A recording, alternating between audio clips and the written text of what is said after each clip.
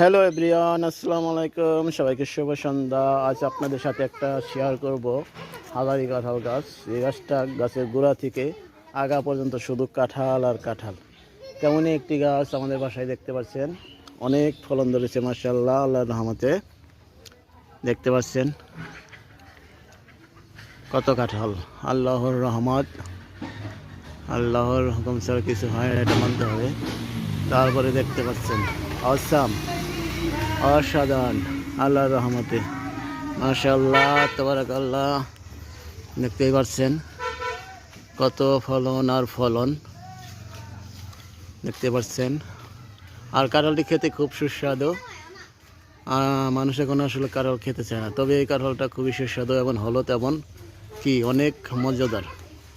তো ঠিক আছে, সবাই ভালো থাকবেন। আমার ভিডিও যদি ভালো লাগে সবাই লাইক অ্যান্ড শেয়ার করে দেবেন অ্যান্ড সাথে সাবস্ক্রাইব করে দিবেন। সবাই ভালো থাকবেন। আল্লাহ হাফেজ, আসসালামু আলাইকুম।